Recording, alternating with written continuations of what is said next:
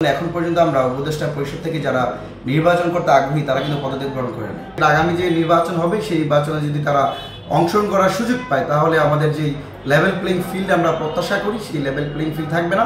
July August ছাত্র নাগরিক গণঅভ্যুত্থান পরবর্তী বাংলাদেশে আসন্ন ত্রয়োদশ জাতীয় সংসদ নির্বাচন আগামী ফেব্রুয়ারিতে অনুষ্ঠিত হতে যাচ্ছে।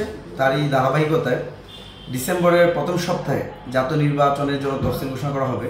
আমরা দেখতে পেয়েছি যে আজকে যখন আমরা কথা বলছি ঠিক সেই সময় আজকে 27 নভেম্বর, এক সপ্তাহ ব্যবধানে এখন পর্যন্ত আমরা উপদেষ্টা পরিষদ থেকে যারা নির্বাচন করতে আগ্রহী তারা কিন্তু পদত্যাগ গ্রহণ করে নেয়।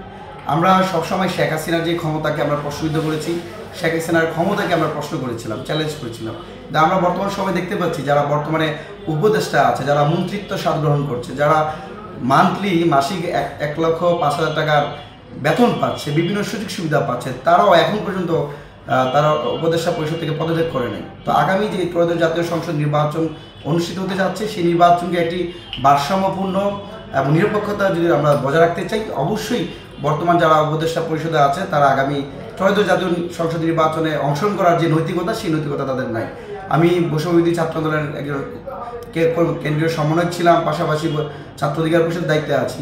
আমি মনে করি বর্তমান সময়ের প্রেক্ষাপটে আমরা যদি একটি ন্যূনতম গ্রহণযোগ্য একটা নির্বাচন করতে চাই, ন্যূনতম একটা লেভেল প্লেইং ফিল্ড নির্বাচন করতে চাই, সেক্ষেত্রে বর্তমানে এখনও যারা উপদেষ্টা পরিষদে আছে, যারা বর্তমানে প্রোটোকল পাচ্ছে, গভর্নমেন্টের টাকা পাচ্ছে, সেগুলো দিয়ে এসে কয়েকদিন পরে এসে তারা নির্বাচন করবে। পদ্মা সেতু, মেট্রো রেল এবং এলিভেটেড এক্সপ্রেসওয়ে নির্মাণের গর্বিত অংশীদার বসুন্ধরা সিমেন্ট। আমরা মনে করি যে আমাদের সুষম একটা পরিবেশ, সেই সুষম পরিবেশ থাকবে না। একই সাথে আমি জনাব নাহিদ ইসলাম বর্তমানে যিনি এনসিপির আহ্বায়ক আছে তাকে আমি ধন্যবাদ জানাই তার ঐতিহাসিক সিদ্ধান্ত গ্রহণ করার কারণে। তিনি কিন্তু বলেছিলেন যে জনগণই তার বৈধতা হওয়ার জন্য কিন্তু তিনি উপদেষ্টা পদে থাকার পর 6 মাস পর তিনি পদত্যাগ করেছেন।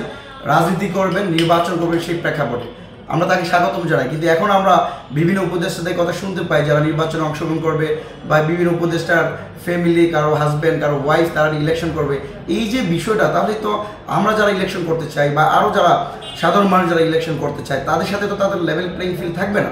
সুতরাং আমি মনে করি এবং আহ্বান জানাবো যে যারা নির্বাচন করতে চায় তারা যেন অবশ্যই ত্রয়োদশ জাতীয় সংসদ নির্বাচনে অংশগ্রহণ না করে তাদের যে কমিটমেন্ট ছিল সেই কমিটমেন্ট তারা ইতিমধ্যে ব্রেক করেছে। সেক্ষেত্রে আগামী যে নির্বাচন হবে সেই নির্বাচনে যদি তারা অংশগ্রহণ করার সুযোগ পায় তাহলে আমাদের যেই লেভেল প্লেইং ফিল্ড আমরা প্রত্যাশা করি সেই লেভেল প্লেইং ফিল্ড থাকবে না। আগামীতে তাদেরই একটা ভাগবটোয়ারা নির্বাচন অনুষ্ঠিত হতে যাবে।